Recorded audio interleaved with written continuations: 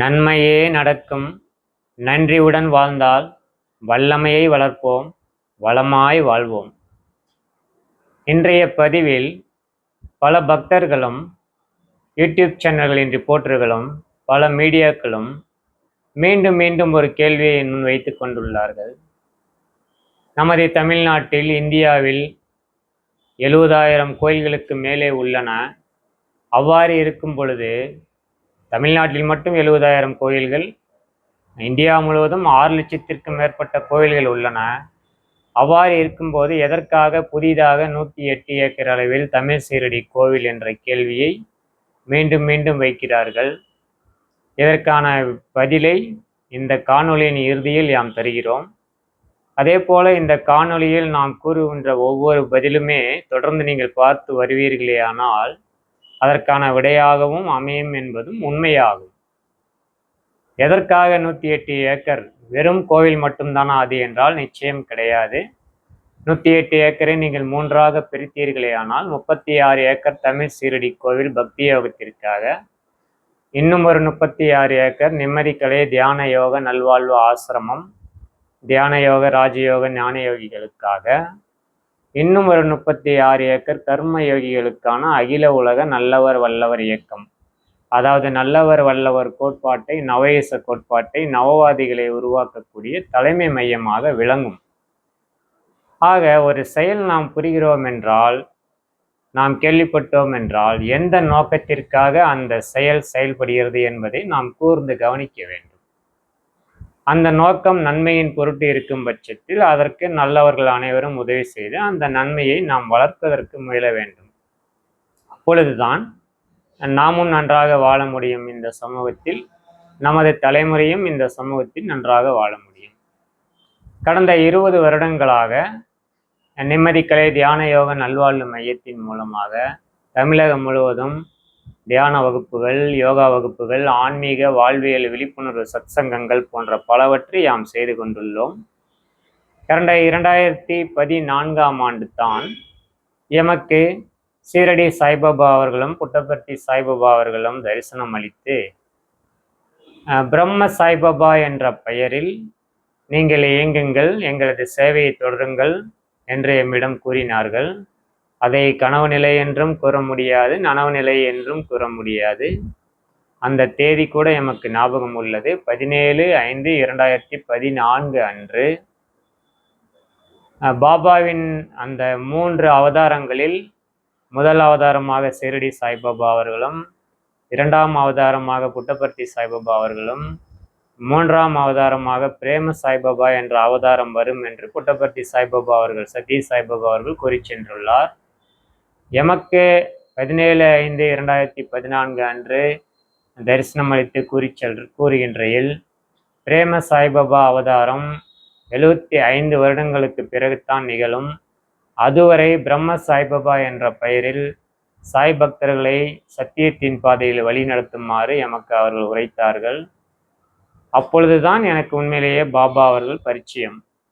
அதற்கு முன்பு பெரிதாக எனக்கு பாபா அவர்களை பற்றி தெரியாது. அதன் பிறகு தான் நாம் இந்த பக்தி யோகத்தில் முழுமையாக நுழைந்து இந்த தமிழ் சீரடி கோவிலை நாம் அமைக்கலாம் என்று திட்டமிட்டோம். கடந்த 20 வருடங்களாக, அதாவது ஆன்மீகத்தை பல்வேறு தளங்களில் கொடுக்கலாம். அன்பு கொடுக்கின்ற ஆன்மீகம், ஆறுதல் கொடுக்கின்ற ஆன்மீகம், நம்பிக்கை கொடுக்கின்ற ஆன்மீகம், உறுதி கொடுக்கின்ற ஆன்மீகம், தெளிவு கொடுக்கின்ற ஆன்மீகம், வீரம் கொடுக்கின்ற ஆன்மீகம், விவேகம் கொடுக்கின்ற ஆன்மீகம், அறிவு கொடுக்கின்ற ஆன்மீகம், ஆற்றல் கொடுக்கின்ற ஆன்மீகம் என்று பல்வேறு தளங்களில் கொடுக்கலாம். பல மெய்ஞானிகளும் அந்த அன்பையும் ஆறுதலையும் நம்பிக்கையுமே அதிகமாக கொடுத்துள்ளார்கள். அதன் வழியிலேயே யாமும் அன்பு, ஆறுதல், நம்பிக்கை கொடுக்கின்ற ஆன்மீகத்தை தான் பெரிதாக வளர்த்து வந்தோம், அமைதியான முறையில். ஆனால் மக்கள் என்ன செய்கிறார்கள் என்று பார்த்தோமானால், இந்த இயற்கை நீதிகளை, இயற்கை சட்டத்திட்டங்களை, காரண காரிய விளைவுகளை, இதை செய்தால் இது விளைவு என்ற அந்த தீர்க்க தரிசன காரண காரிய விளைவுகளை தமது அறிவின் துணை கொண்டு அதை புரிந்து கொள்ளாமல் மீண்டும் மீண்டும் அறியாமையினாலும் இயலாமையினாலும் செய்த தவறை செய்துவிட்டு கடவுள் மேல் பொறுப்பை சுமத்தி விடுகிறார்கள். அல்லது பரிகாரம் பூஜை என்று எங்கேயாவது சென்று பணத்தை கொடுத்து ஏமாந்து விடுகிறார்கள். நிச்சயம் நல்ல கர்மவினையும் சரி பாவ கர்மவினையும் சரி அதன் பலனை நாம் அனுபவித்தே தீர வேண்டும். எந்த பரிகாரத்தினாலும் எந்த பூஜையினாலும் எதுவுமே மாறாது என்பதை புரிந்து கொள்ளுங்கள். ஆக நன்றாக ஆழமாக சிந்தித்த பொழுது நமக்கு பொறுப்பெடுத்து கொள்ளக்கூடிய அந்த அறிவையும் ஆற்றலையும் வீரத்தையும் விவேகத்தையும் வளர்க்கக்கூடிய ஆன்மீகம்தான் இப்பொழுது நமக்கு இந்த காலகட்டத்தில் தேவைப்படுகிறது. நான் அமைதியான முறையிலேயே இருந்து ஆன்மீகத்தை செய்துவிடலாம், ஆன்மீகத்தின் மூலம் மாற்றத்தை உருவாக்கி விடலாம் என்ற முறையில்தான் கடந்த 20 வருடங்களாக அமைதியான முறையில் செயல்பட்டு வந்தோம். தற்பொழுது இந்த மக்களின் வேதனை, மக்களின் அறியாமை, இயலாமை இவைகளை பார்க்கும் பொழுது இதற்கு மேலும் நாம் பேசவில்லை என்றால் சரியாக இருக்காது என்ற காரணத்தினாலும் ஒரு நல்ல உலகை உருவாக்க ஒரு நல்ல நோக்கத்திற்காகவுமே தான் யாம் இப்பொழுது காணொளியில் பேச ஆரம்பித்துள்ளோம். இதை நீங்கள் புரிந்து கொள்ள வேண்டும். சரி, இப்பொழுது அந்த எதற்காக 108 ஏக்கர் அந்த தமிழ் சீரடி கோவில் என்று கேட்டீர்களே, ஆனால் இந்த இனம், மொழி, நாடு, ஜாதி, மதம் இவைகளை கொண்டு மக்கள் பிளவுபட்டு கிடைக்கிறார்கள். அநியாயத்தை செய்து கொண்டே நியாயம் என்கிறார்கள். அதாவது சுயநலம் என்பது ஒரு மனிதனுக்கு நிச்சயம் தேவை, அது நியாயமானதாக இருக்க வேண்டும். நியாயமான சுயநலம் சத்தியமானது தான். ஆனால் அநியாயமான செயல்களை செய்து கொண்டே அந்த அநியாய சுயநலத்தையே நியாயமான சுயநலம் என்று உரைத்து கொண்டுள்ளார்கள். ஆக எது உண்மையான நியாயம், எது உண்மையான அநியாயம் என்று தெரியாத அளவுக்கு மக்கள் மாறிவிட்டார்கள். இந்த தருணத்தில் நிச்சயம் நாம் சத்திய கோட்பாடுகளை, உண்மைகளை நாம் மக்களுக்கு எடுத்துரைத்து அவர்களை நல்வழியில் அழைத்து செல்ல வேண்டும் என்ற உயரிய நோக்கத்திலேயே செயல்படுகிறோம். இவைகளை இணைக்கக்கூடிய கோட்பாடு எது? பிளவுபடாமல் ஒரே மனிதநேயம், ஒரே உலகம், ஒரே தர்மம், ஒரே சத்தியம் என்று மக்கள் பிளவுபடாமல் இருக்கக்கூடிய கோட்பாடு என்பதை யாம் பல வருடங்களாக ஆராய்ச்சி செய்து வந்தோம். அந்த இறை அருளினால் எனது குடும்ப வாழ்விலும் எனது பொது வாழ்விலும் பல்வேறு சோதனைகளை என்னை பக்குவப்படுத்துவதற்காகவும், எந்த நோக்கத்திற்காக இந்த பூமிக்கு யாம் வந்தோம் அந்த நோக்கத்தை முரண்பாடு இல்லாமல் தீவிரமாக ஒரு கருவி என்ற முறையில் செயல்படுத்துவதற்காகவும் எனது குடும்ப வாழ்விலும் பொது வாழ்விலும் பல்வேறு சோதனைகளை இந்த இறை சக்தியும் இயற்கை நீதியும் எமக்கு அளித்து என் மூலமாக ஒரு நல்லவர் வல்லவர், அதாவது ஒரு மனிதர் ஒரே சமயத்தில் நல்லவராகவும் இருக்க வேண்டும், வல்லவராகவும் இருக்க வேண்டும் என்ற அந்த நல்லவர் வல்லவர் கோட்பாட்டை, நவஈச கோட்பாட்டை, நவவாதிகளை உருவாக்குவதற்காகவே யாம் வந்துள்ளோம் என்ற உள்ளுணர்வை எமக்கு கொடுத்தது. அதன் வழிதான் இப்பொழுது நாம் செயல்பட்டு கொண்டுள்ளோம். நவவாதிகள் என்றால் என்னவென்றால், ஒரே சமயத்தில் ஒரு மனிதர் நல்லவராகவும் இருக்க வேண்டும், வல்லவராகவும் இருக்க வேண்டும் என்ற கோட்பாடு தான். நாம் வெறும் நல்லவராக இருந்துவிட்டால் அத்தகைய மனிதரை தீய மனிதர்கள் சூழ்ச்சி செய்து சூழ்ச்சிமிக்க மனிதர்கள் துன்பம் விளைவித்து அந்த மனிதரையே அழித்து விடுவார்கள். வெறும் வல்லமை மட்டும் உள்ளது, நல்ல குணங்கள் இல்லை என்றால் இந்த மனிதர் சூழ்ச்சி செய்து பிறரை அழித்து விடுவார், பிறருடைய வாழ்க்கையை முடித்து விடுவார். ஆக ஒரு மனிதரிடம் 2 குணங்களும் இருந்தால், நல்ல குணங்களும் உள்ளது வல்லமையும் உள்ளது என்றால், அவர்கள் ஏமாறவும் தயாராக இல்லை, வல்லமையையும் பெற்றிருக்கிறார், பிறரை ஏமாற்றவும் தயாராக இல்லை, நல்லவராகவும் இருக்கிறார். ஆக இத்தகைய மனிதர் உருவாகும் பொழுது, ஒரு மனிதர் நல்லவராகவும் வல்லவராகவும் ஒரே சமயத்தில் உள்ள போது முதலில் நன்மை அடைய போவது அந்த நபர்தான். அதை தொடர்ந்து, ஏனெனில் அவர் ஏமாறவும் மாட்டார், ஏமாற்றவும் மாட்டார். அதை தொடர்ந்து அவரை சார்ந்த குடும்பம், சமூகம், உலகத்திற்கும் நன்மை தானாகவே விளையும். ஆனால் இன்று இனம், மொழி, நாடு, ஜாதி, மதம், அரசியல் என்ற பல்வேறு கோட்பாடுகளை வைத்துக்கொண்டு மக்களை பிளவுபடுத்தி மக்களை சீரழிக்கிறார்கள், மக்களை துன்பப்படுத்துகிறார்கள். ஆனால் அந்த கோட்பாடுகளை பயன்படுத்தி அந்த அநியாய செயல் புரிபவர்கள் அவர்களுடைய வாழ்க்கையை மேம்படுத்திக் கொள்கிறார்கள். நான் அனைவரையும் கூறவில்லை, ஆனால் 95% போலிகளும் தவறானவர்களும் தான் இந்த செயல்பாடுகளை செய்து கொண்டுள்ளார்கள். எங்கேயாவது ஒரு 5% மட்டும்தான் சரியான செயல்பாடுகளை, நன்மைகளை செய்கிறார்கள். இதையும் நாம் உணர்ந்திருப்போம். நிச்சயமாக நமது வாழ்க்கை அனுபவத்திலும் நாம் இதை உணர்ந்திருப்போம். ஆக இனம், மொழி, நாடு, ஜாதி, மதம் கடந்து ஒரே சமயத்தில் நல்லவராக ஒரு வல்லவராக ஒரு மனிதரை மாற்றுவது மட்டுமே இதற்கு உண்மையான தீர்வாக இருக்கும் என்ற அந்த உயரிய கோட்பாட்டின் வழியில்தான் நாம் செயல்பட்டு கொண்டுள்ளோம். நவவாதிகள் என்றால் எப்படி ஏன் அந்த பெயர் வந்தது என்றால், ஆத்திகத்துக்கு வாதிடுபவர்கள் ஆத்திகவாதிகள் அல்லது ஆன்மீகவாதிகள், நாத்திகத்திற்கு வாதிடுபவர்கள் நாத்திகவாதிகள், அரசியலுக்கு வாதிடுபவர்கள் அரசியல்வாதிகள், மந்திரத்திற்கு வாதிடுபவர்கள் மந்திரவாதிகள், தீவிரவாதத்திற்கு வாதிடுபவர்கள் தீவிரவாதிகள், எத்தனையோ வாதிகள் உள்ளனர். நாம் கடந்த 20 வருடங்களாக ஒவ்வொரு தனி மனிதரும் ஒரே சமயத்தில் நல்லவராக வல்லவராக வாழ வேண்டும், மாற வேண்டும் என்ற உயரிய நோக்கில் செயல்படுவதால் அவர்களை நாம் நவவாதிகள் என அழைக்கிறோம். நவ என்றால் நமது தமிழ் மொழியில் 5 பொருட்கள் உள்ளன, அர்த்தங்கள் உள்ளன. புதுமை, நட்பு, பூமி, கார்கால மலை, 9 என 5 அழகான பொருள்கள் உள்ளன. இவைகளை இணைத்து பார்த்தோமானால் புதுமையான இந்த கோட்பாட்டை பூமி முழுவதும் நட்பு கொண்டு கார்கால மலை போல 9 நவகிரகங்களின் துணையோடு பொலி வைக்க வேண்டும் என்பதுதான் எனது ஆழமான விருப்பமாகும். ஆக ஒரே சமயத்தில் இந்த நல்லவர் வல்லவர்களை உருவாக்கியதற்காக, அதாவது நல்லவர்கள் விரும்பக்கூடிய கோட்பாடு, தீயவர்கள் அஞ்சக்கூடிய கோட்பாடு, இந்த கோட்பாட்டை உருவாக்குவதற்கான வளர்ப்பதற்கான தலைமை மையமாகத்தான் அந்த 108 ஏக்கர் கோயிலானது அமையும். நான் முன்பே கூறியது போல அந்த 108 ஏக்கரை 3ஆக பிரித்தீர்களே ஆனால் 36 ஏக்கர் பக்தி யோகத்திற்கான தமிழ் சீரடி, மகான்களில் உயர்ந்த மகானான பாபா அவர்களை மையமாக கொண்டு செயல்படும். 2ஆவதாக 36 ஏக்கர் நிம்மதிக்கலை தியான யோக நல்வாழ்வு ஆசிரமத்திற்காக செயல்படும். 3ஆவதாக நவவாதிகளை உருவாக்குவதற்கான நல்லவர் வல்லவர் கோட்பாடு, அதற்கான தலைமை அலுவலகமாக செயல்படும். இதை நாம் நவஈச கோட்பாடு, நவஈசம் கான்செப்ட் என்று கூறுகிறோம். எத்தனையோ இசங்கள் உள்ளன, communism, socialism, Hinduism, Christianism, Muslimism, Jainism, Buddhism என. இதை நாம் நவஈசம் என்கிறோம். இந்த நவஈச கோட்பாட்டின் மூலம் நவவாதிகள் உருவாகி இந்த நவஈச கோட்பாடு உலகாலும் நிச்சயமாக இது நடக்கும். இந்த உயரிய நோக்கத்திற்காகத்தான் இந்த 108 ஏக்கர் கோவிலை நாம் உருவாக்க திட்டமிட்டுள்ளோம். அதாவது நல்லது செய்து கொண்டிருக்கிற நல்லவர்களையும் நல்ல குணம் மேலோங்கியவர்களையும் நன்றாக வாழ வைப்பதற்காகவும், தீய செயல் செய்து கொண்டிருக்கிற தீயவர்களையும் தீய குணம் மேலோங்கியவர்களையும் தீமைகளையும் வேறறுப்பதற்காகவும் அந்த நவவாதிகளையும் நவீச கோட்பாட்டையும் பன்முக பரிமாணத்தன்மையில் உருவாக்கி ஒரு நல் உலகை உருவாக்குவதற்கான அந்த மாற்றத்தை உருவாக்குவதற்காகவே இந்த பிரம்மாண்டமான 108 ஏக்கர் கோவிலை நாம் திட்டமிட்டுள்ளோம். இதற்கு கடந்த 2 வருடங்களுக்கு முன்புதான் சிஸ்டமேட்டிக்காக அறக்கட்டளைகள் பதிவு செய்து உள்ளோம்.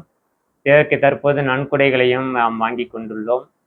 இந்த கோவிலின் சிறப்பம்சங்கள் என்னவெனில், இந்த 108 ஏக்கர் கோவிலில் நமது கடவுள்களான சிவன், பிரம்மா, விஷ்ணு இவர்களுக்கும் மற்றும் உயர்ந்த மகானான ஷிரடி சாய்பாபா அவர்கள், சத்ய சாய்பாபா அவர்கள், நமது தமிழ் கடவுள் முருகப்பெருமான், தெய்வப்புலவர் திருவள்ளுவர், இந்த 7 புனித ஆத்மாக்களுக்கும் புனித கடவுள்களுக்கும் 108 அடி உயரத்தில் மிக பிரம்மாண்டமான சிலை தனித்தனியாக அமையப்பெறும். அது மட்டும் அல்லாது 108 யாக குண்டங்கள், 108 தியான மையங்கள், 108 யோக மண்டபங்கள், 108 சமூக சேவை மையங்கள் மற்றும் 108 அதாவது நன்கொடை அளிப்பவர்களுக்கு 108 அமாவாசைக்கும் 108 பௌர்ணமிக்கும் சிறப்பு அர்ச்சனைகள் என பல்வேறு சிறப்பு திட்டங்கள் இந்த கோயிலில் உள்ளன. 108 சமூக சேவை மையங்களும் இதில் அமையும். பன்முக பரிமாண சமூக உலக சேவைகளும் ஆற்றப்படும். இந்த 108 ஏக்கர் புனித நிலத்தை, 108 ஏக்கர் புண்ணிய பூமியை நமது சேலம் வாழப்பாடி அருகே ஒரு 2 இடங்களை பார்த்து வைத்துள்ளோம். அதற்கான அந்த புண்ணிய நிலத்தை வாங்குவதற்கான நன்கொடைகளை நாம் தற்போது வாங்கி கொண்டுள்ளோம்.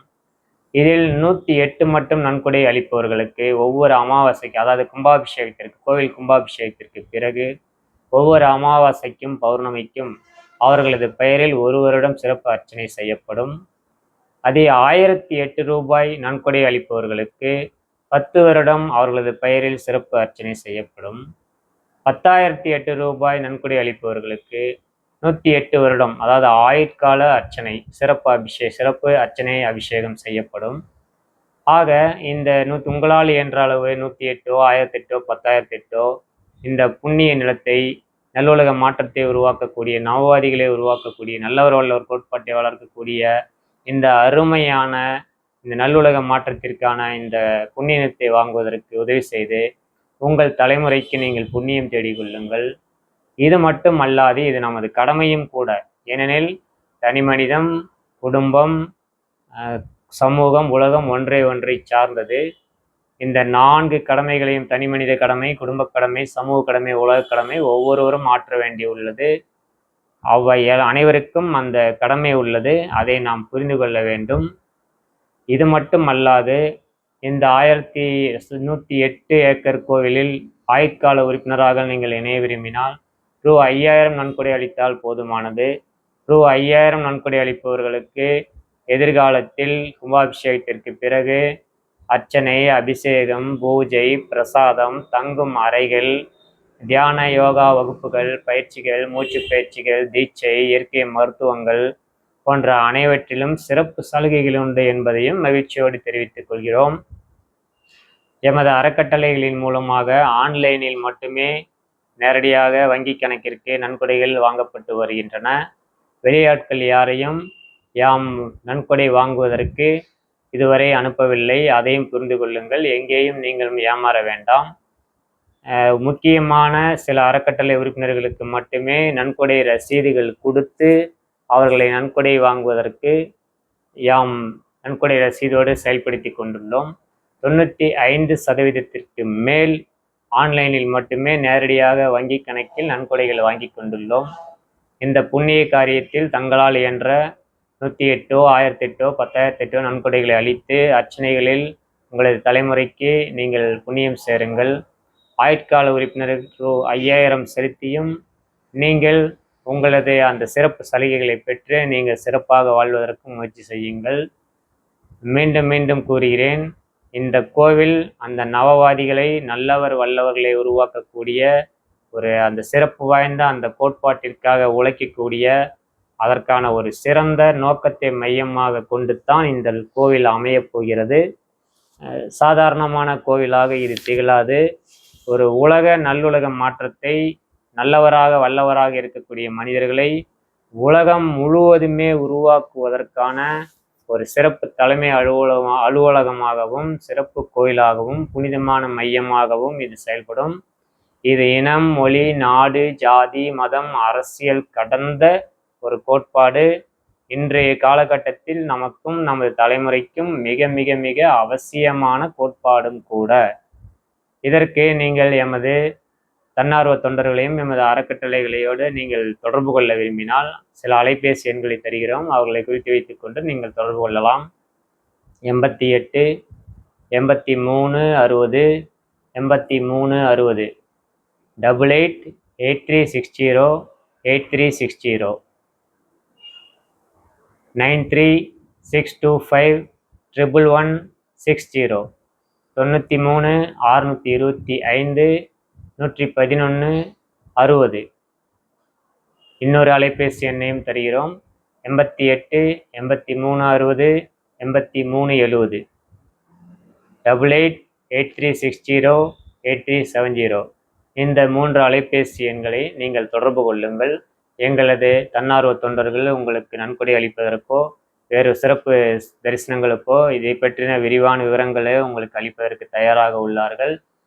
அது மட்டுமல்லாது தற்பொழுது யூடியூப் சேனல்கள் மூலம் உங்களோடு நாம் பேச தினசரி, அதாவது நல்லவர்களை வலிமையாக்கக்கூடிய அந்த சூட்சும ரகசியங்களை, அந்த கோட்பாடுகளை தினசரியோ அல்லது வாரத்திற்கு 1 முறை 2 முறையோ உங்களோடு யாம் பகிர தயாராக உள்ளோம்.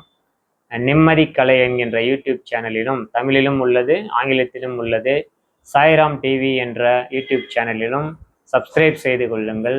நிம்மதி கலை NIMMATHIKALAI நிம்மதி கலை. தமிழிலும் தனியாக ஒரு யூடியூப் சேனல் உள்ளது, ஆங்கிலத்திலும் உள்ளது. அது மட்டுமல்லாது சாய்ராம் டிவி என்ற சேனலும் உள்ளது. மீண்டும் ஆழமாக கூறுகிறேன், அதாவது பிரான்ஸ் நாட்டின் தீர்க்கதரிசி ஒரு அழகான அற்புதமான விஷயத்தை, அதாவது நாஸ்டர்டாமஸ் என கேள்விப்பட்டிருப்பீர்கள். 400 வருடங்களுக்கு முன்பு வாழ்ந்த மிகச்சிறந்த தீர்க்கதரிசி. அவர் தி நியூ செஞ்சுரிஸ் என்ற ஒரு அழகான புத்தகத்தை எழுதியுள்ளார். அடுத்து நடக்கக்கூடிய வரலாற்று நிகழ்வுகளை, நடக்கக்கூடிய நிகழ்ச்சிகளை தீர்க்க தரிசனமாக கணித்துள்ளார். அவர் எழுதிய பல விஷயங்கள் நடந்து கொண்டுள்ளன கடந்த 400 வருடங்களாக. அதில் சிலவற்றை நாம் கூறினோமானால், நமது இரட்டை கோபுர தாக்குதல், கருப்பு இன தலைவர், அமெரிக்காவின் தலைவராவார் ஒபாமா அவர்கள், மற்றும் தனது மெய்காப்பாளர்களாலேயே 20ஆம் நூற்றாண்டு முடிவதற்கு 16 வருடங்களுக்கு முன்பு ஒரு அதிகாரமிக்க தலைவர் கொல்லப்படுவார். இந்திரா காந்தி அம்மையார் அவர்கள் 1984ஆம் ஆண்டு அவர் கொல்லப்பட்டார் தனது மெய்காப்பாளர்களாலேயே. அது மட்டுமல்லாது முசலினி, ஹிட்லர், சுனாமி இது போன்ற பல்வேறு விஷயங்களை கணித்துள்ளார். அவர் கணித்தது அனைத்துமே தற்பொழுது நடந்து கொண்டு தான் உள்ளது. அவர் மிகச்சிறந்த இன்னொரு பதிவையும் கணித்துள்ளார். அதாவது இந்தியாவில், குறிப்பாக தென்னிந்தியாவில் இருந்த ஒரு மிகச்சிறந்த கோட்பாடு உருவாகி அது படிப்படியாக வளர்ந்து 2025இல் மிக தீவிரமாக வேகமெடுத்து 2028ஆம் ஆண்டில் உலகத்தையே அந்த கோட்பாடு ஆளும். அந்த கோட்பாட்டின் மூலம் செல்பவர் அனைத்து நாடுகளும் அவர் மீது அளவற்ற நம்பிக்கை வைத்து அவரை உலகத் தலைவராக ஏற்றுக்கொள்ளும் என்ற சில கணிப்புகளை அவர் கொடுத்துள்ளார். ஆரம்பத்தில் அந்த கோட்பாட்டை அந்த அந்த நபரை அந்த ஊரில் உள்ளவர்களையே நம்ப தயங்குவார்கள். பிறகு படிப்படியாக அந்த ஊரில் உள்ளவர்கள் நம்பத் தொடங்கி அது தாலுகா வாரியாக, மாவட்டம் வாரியாக, மாநில வாரியாக, நாடு வாரியாக உலகம் முழுவதும் வேகமாக பரவும். 2025ஆம் ஆண்டிலிருந்து அது மிக வேகமாக அந்த கோட்பாடு பரவி 2028இல் நல்லவர்கள் நன்றாக வாழ்வார்கள், தீயவர்களும் தீமைகளும் குறைந்துவிடும், தீயவர்கள் நிறைய பேர் அழிந்து விடுவார்கள் என்ற விஷயத்தை நாஸ்ட்ரடாம் அவர்கள் கணித்துள்ளார்கள். அநேகமாக எனது உள்ளுணர்வின்படி இந்த நல்லவர் வல்லவர் கோட்பாடு தான் அந்த உலக ஆளுகின்ற கோட்பாடாகும். ஒவ்வொரு தனி மனிதரும் நீங்கள் யாராக வேண்டுமானாலும் இருங்கள், ஆத்திகவாதியாக இருங்கள், நாத்திகவாதியாக இருங்கள், அரசியல்வாதியாக இருங்கள், வியாபாரியாக இருங்கள், நீங்கள் யாராக வேண்டுமானாலும் இருந்து கொள்ளுங்கள். நீங்கள் நல்லவராக வல்லவராக மாறினால் மட்டுமே உண்மையான மாற்றம் நிகழும்.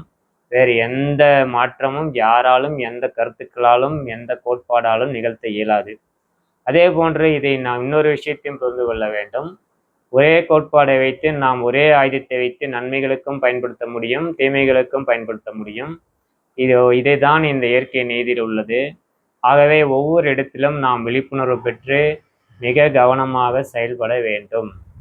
ஏனெனில் தீமைகளை வேறறுக்கக்கூடிய கோட்பாடு என கூறுவதால் தீமையாளர்கள் நம்மிடத்தில் எதிரியாக நம்மை பார்க்க வாய்ப்பு உண்டு. ஆக கவனமாக சாம பேத தான தண்டம் இந்த 4 யுக்திகளை பயன்படுத்தித்தான் நாம் இந்த ஒரே சமயத்தில் நன்மைகளை பாதுகாக்க, நல்லவர்களை பாதுகாக்க வேண்டிய அந்த வேலையையும் நாம் செய்ய வேண்டும், தீயவர்களை தீமைகளை அழிக்கக்கூடிய வேலையும் செய்ய வேண்டும். ஆக கூர்மையான, அதாவது இருமுனையும் கூர்மையாக உள்ள கத்தி போன்ற விஷயம் இது. ஆகவே இதில் பொறுமையாக, நம்பிக்கையோடு மிக மிக மிக கவனமாக நாம் செல்ல வேண்டும்.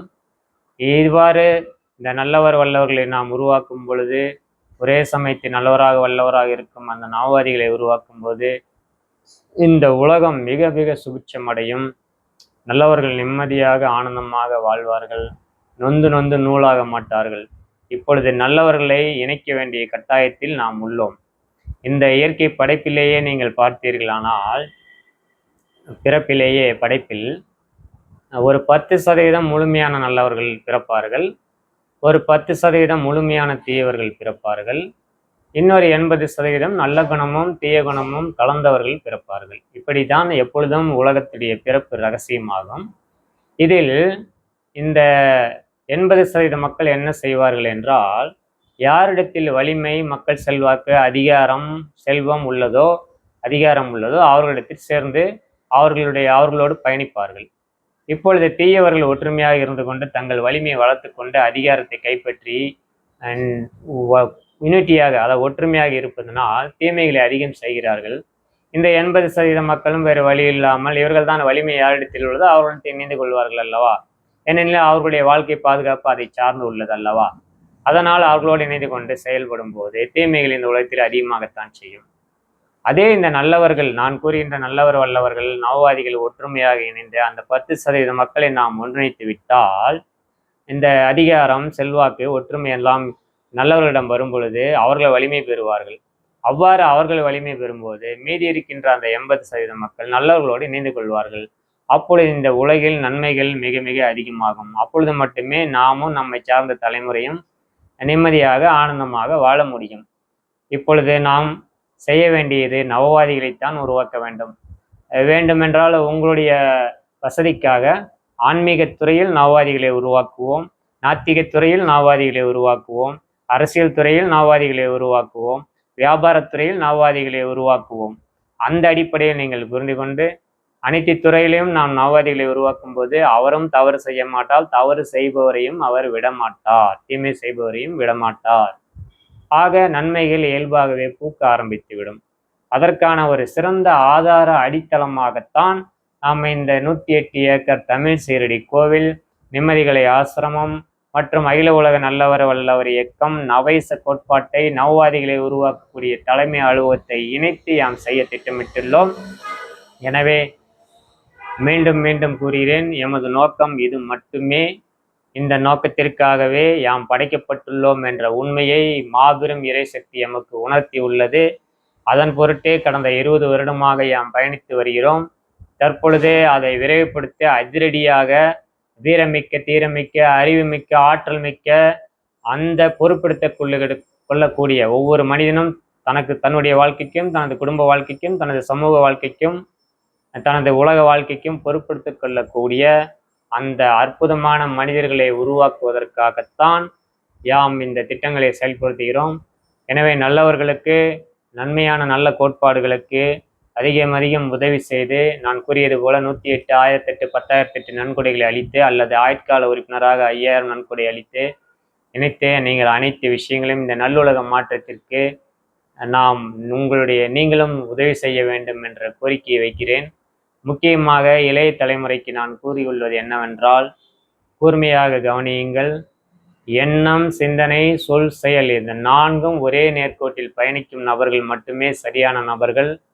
எண்ணம் வேறு, சிந்தனை வேறு, சொல் வேறு, செயல் வேறு என்பது நடிப்பாகும். அத்தகைய மனிதர்களிடம் தயவுசெய்து ஏமாறாதீர்கள். ஒரு மனிதரை நீங்கள் குருவாக, அது அரசியல் குருவாகட்டும், ஆன்மீக குருவாகட்டும், வியாபார குருவாகட்டும், எந்த குருவை நீங்கள் தேர்ந்தெடுத்து அவர் பின்னால் நீங்கள் சென்றால், அவரை ஃபாலோ செய்தால், அவரது கோட்பாடுகளை நீங்கள் பயன்படுத்தினால், அவர்களது எண்ணம், சிந்தனை, சொல், செயல் 4ம் ஒரே நேர்கோட்டில் பயணிக்கின்றதா?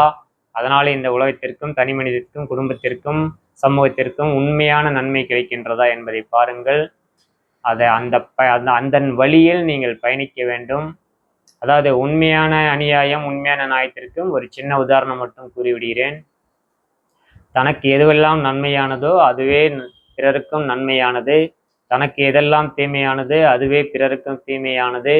இதை புரிந்து கொண்டு நமது நன்றி உணர்வை அதிகப்படுத்தி நன்மைக்கும் தீமைக்கும் உள்ள வேறுபாட்டை நாம் கண்டறிய வேண்டும்.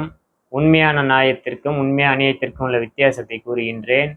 நாம் எந்த ஒரு செயலை செய்தாலும் தனி மனிதம், குடும்பத்தில் உள்ள நல்லவர்கள், சமூகத்தில் உள்ள நல்லவர்கள், உலகத்தில் உள்ள நல்லவர்கள், இந்த 4 பேர்களுக்கும் நன்மை கிடைக்கிறதா என்று பார்க்க வேண்டும். இந்த 4 பேருக்கும், 4இல் உள்ள நல்லவர்களுக்கும் நன்மை கிடைத்தால் அதுதான் உண்மையான, நியாயமான, சத்தியமான, தர்மமான செயலாகும், முடிவாகும். இந்த 4இல் ஒரு விஷயத்திற்கு நன்மை கிடைக்கவில்லை என்றால் கூட அது அநியாயமான செயல்தான் என்பதை புரிந்து கொள்ளுங்கள். உங்கள் வாழ்க்கைக்கும் அனைத்தும் கடவுள் செயல் என்ற அந்த கருத்தை இப்பொழுது நமக்கு உதவாது. கடவுள் கொடுத்த சுதந்திரத்தையும், அறிவையும், ஆற்றலையும், படைப்புத்திறனையும், உணர்வையும் சரியாக பயன்படுத்தி அந்த அறிவுமிக்க, ஆற்றல் மிக்க நபர்களாக, நல்லவர்களாக, வல்லவர்களாக நாம் உருவாக வேண்டும். இந்த கோட்பாடு தான் இம்மார்டல் கான்செப்ட். அதை நாஸ்ட்ரடாம் அவர்கள் பிரான்ஸ் நாட்டின் தீர்க்கதரிசி சொன்னேன் அல்லவா, அவர் இதை இம்மார்டல் ரூலர் என்கிறார். நான் இதை அழிவில்லா கோட்பாடு, இம்மார்டல் கான்செப்ட் என்கிறேன்.